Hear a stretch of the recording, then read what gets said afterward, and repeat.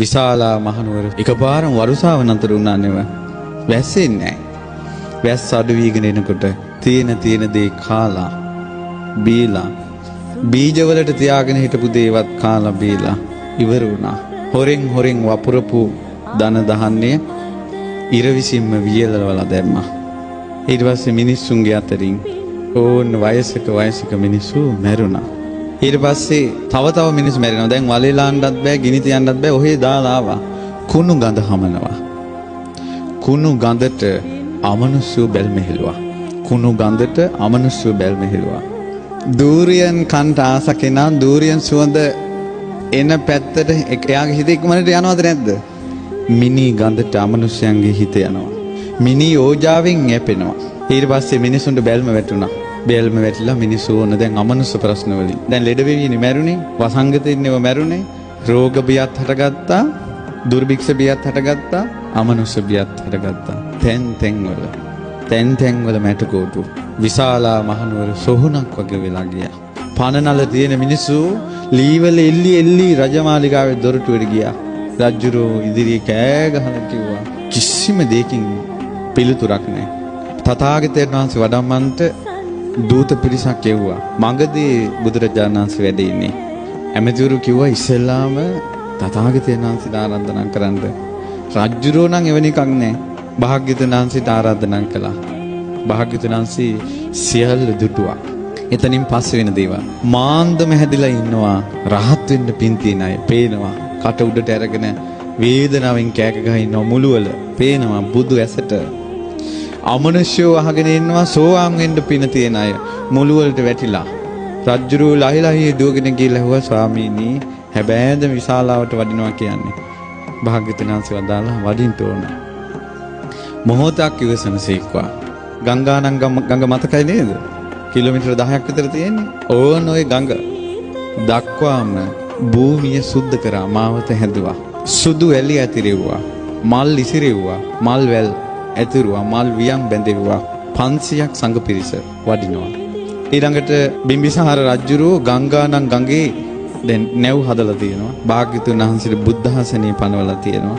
ගංගානම් ගඟේ සැඩපහර නතර වුණා. බුදුරජාණන් වහන්සේ විශාලාවට සමීප වෙන්නම ආකාශයේ වලාකුළෙන් පිරී ගියා. මගේ බුදුරජාණන් වහන්සේ විශාලා මහනුවරට උතුම් සිරිපා කමල තබනකොටම ශ්‍රී පතුල ස්වර්ණ වර්ණයි ස්වර්ණ රශ්මි විහිදෙනවා. සිරිපා පියුම මහ පොළොවේ තබනකොටම විශාලාවේ පොකුරු වැසි ගහින්න පටන් ගත්තා. මහා වැසිය දැද මිනී කුණු ගහගෙන යනවා. භාග්‍යවතුන් වහන්සේ වඩිනවා. මුළු විශාලා මහනුවරම අමනුෂ්‍යෝ බුදු සිරිපා තිබූ සැනින් පලා ගියා මිනිස්සු දාලා. දවස් 3ක් ගංගානම් ගඟේ ඉඳලා මාලිගාවට වඩිනවා. ඒ දවස් 3 වැහැලා මුළු විශාලාවම සුද්ධ වෙලා. රාජ මාලිගාවේ හවස් යාමේ පහන් දැල්වලා බුදුරජාණන් වහන්සේ දකින්ට සහම්පති බ්‍රහ්මයා වැඩලා. සක්‍ර දේවේන්ද්‍රයා 120 ජයතුරා සංකනාදී පිඹිනවා. සතරවරන් දෙවියෝ අරන් ගන්නවා. ඉන්ද්‍ර සෝමහරදී දෙවිවරු වෙනවා. බලවත් දෙවිවරු පැමිණෙනවා කියලා යමක් ඇද්ද? නීච තුච්ච භූතයෝ විශාලා මහනුවරින් ඈතට ගියා. තවම රතන සූත්‍රය දේශනා කරලද? බුදුරජාණන් වහන්සේගේ පුතුම් පාත්‍ර ධාතුට පිරිසිදු පැන් ඇතිව අපේ ආනන්ද ස්වාමීන් වහන්සේ වැඩ ඉන්නවා. භාග්‍යවතුන් වහන්සේ දේශනා කළ යානීද භූතාන් ශ්‍රී සද්ධර්මයේ වදාළා. බුදුරජාණන් වහන්සේ වදාලා යානීද භූතානි සමාගතානි බුම්මා නිවායා නිවන් තලිකේ. යානීද භූතානි යං භූතයෝ සමාගතානි රැස් වෙලා ඉන්නවනේව. බුදුරජාණන් වහන්සේ වදාලා පොළොවේ තහසේ දෙවිවරු රැස් වෙලානේ. බුදුරජාණන් වහන්සේ වදාලා සබ්බේව භූතා සුමනා භවන්තු. මේ සියලුම භූතයෝ මේ දෙවිවරු සුමනා සුවපත් වේවා. සුවපත් සිත් ඇත්තෝ විත්වා. තුන් ලෝකීටම පතුරන මහා මෛත්‍රී නිධානයේ ඇති තථාගතයන් වහන්සේ ඉස්සලාම මෛත්‍රිය පැතුරුවා. අර ආකාශයේ පොළොවේත් ඉන්න දෙවිවරුන්ගේ ශරීර සීතල වෙලා ගියා.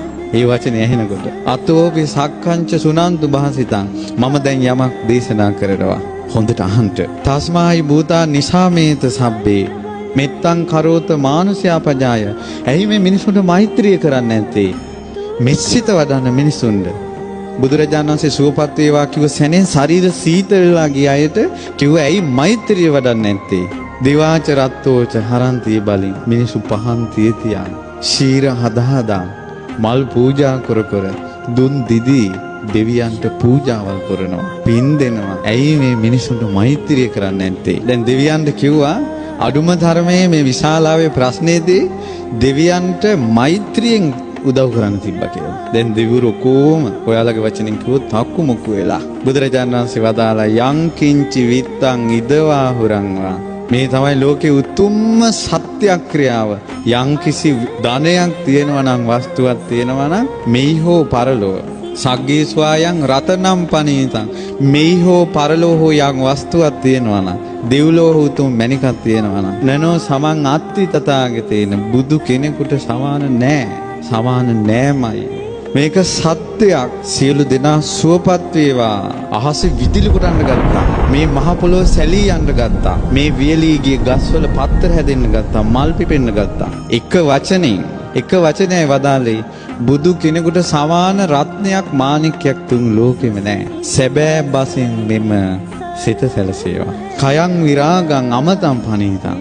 කයං රාගේ ශේකලා දාන, ද්වේෂේ ශේකලා දාන, මෝහේ ශේකලා දාන, විරාගය ඇති කරන, අමා මහ නිවන දේශනා කරන ශාක්‍ය මුනීන්ද්‍රයන් වහන්සේ සමාහිත හිතින් ඒ ධර්මයේ දේශනා කළා. ඒ ධර්මයේ කෙලෙස් සංසිඳවනවා, නොයල්ම ඇති කරනවා, කෙලෙස් උපදවන්නේ නැහැ. නතේන ධම්මේන සමන්ති කිංචි. ඒ ධර්මයට සමාන කරන්න දෙයක් නැහැ. යම් බුද්ධ සෙට්ටෝ පරිවන්නේ සුචින් සමාධිමානන්තරි කඤ්ඤමාහෝ. සමාධියක් තියෙනවා.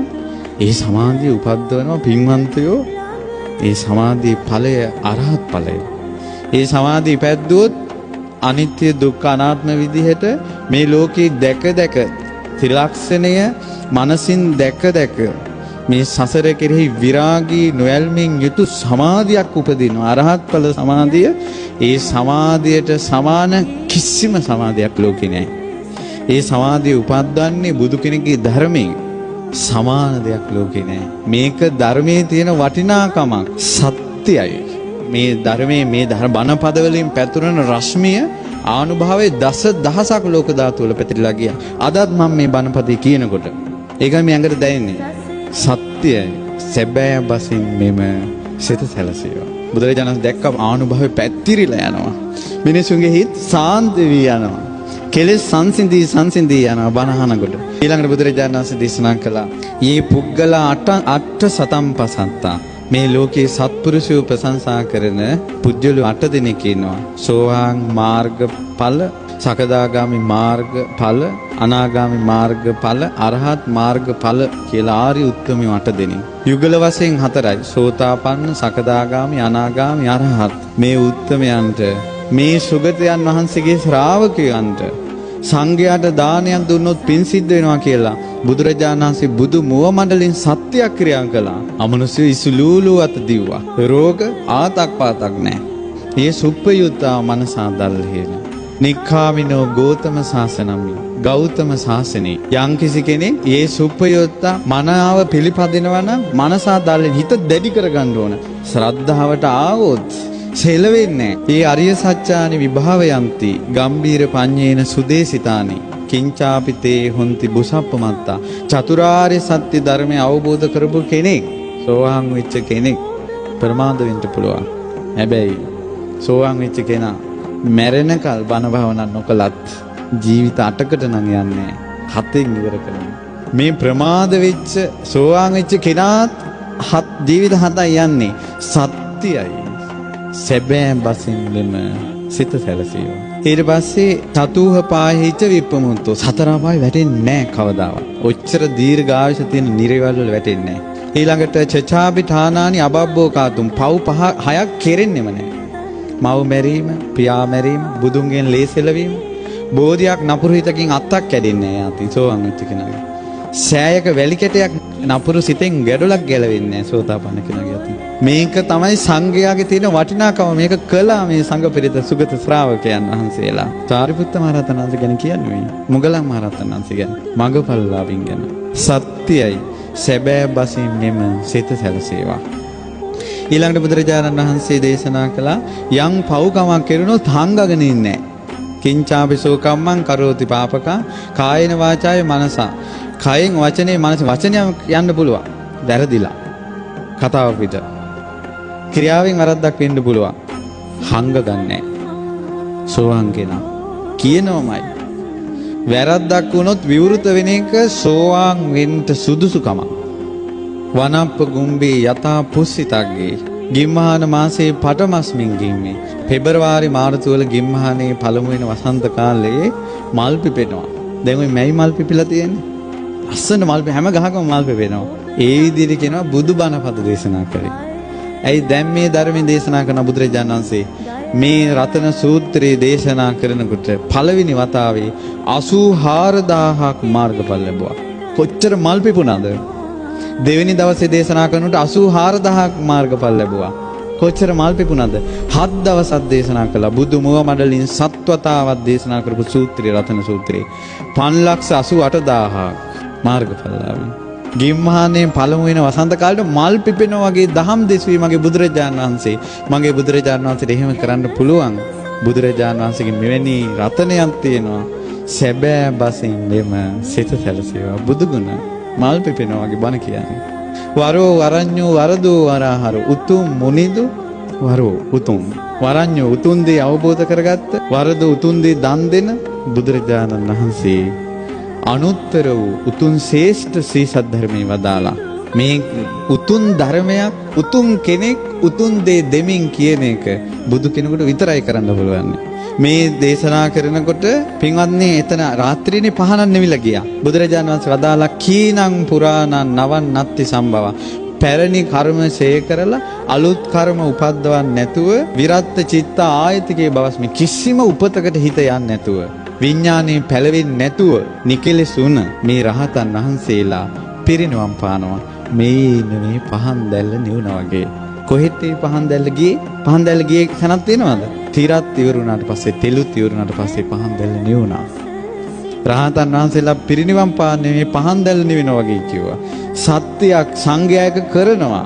සැබෑ බසින් මෙම සිත සක්‍ර දේවේන්ද්‍රයාගේ මුළු ශරීරයම ප්‍රසාදේ පැතිරිලා ගිහිලා ආකාශයේ ඉන්න බෑ දැන්. සක්‍ර දේවේන්ද්‍රයා ආකාශයෙන් වැඳ වැටුණා බුදුරජාණන් වහන්සේ ළඟ දකුණු ශ්‍රී ධනමණ්ඩල බිම තියලා. සක්‍ර දේවේන්ද්‍රයා ස්වාමීනි භාග්‍යවතුන් වහන්සේ අහසෙත් පොළොවෙත් ඉන්නවා දැන් දෙවිවරු. යානිද භූතානි සමාගතානි බුම්මා නිවා යානිවන්තලි තථාගතං දේව මනුස්සම් මේ දෙවියොත් මේ මිනිස්සුත් බුදුරජාණන් වහන්සේට වඳිනවා. බුද්ධ වන්දනාව සත්‍යයි. සැබෑ බසින් මෙම සිත සැලසේවා. සක්‍ර දේවේන්ද්‍රයා ලෝකෙටම සෙත් පැතුවේ බුදුන් ඇඳලා. හැමදාම හැන්දෑවට බුදුන් අඳින්න නැත්තම් කොච්චර දෙයක්ද? බුද්ධ කියන වචනේ ඇහෙන වාරයක් පාසා හිතට වන්දනාවක් එනවා නම් කොච්චර සැනසෙල්ලක්ද?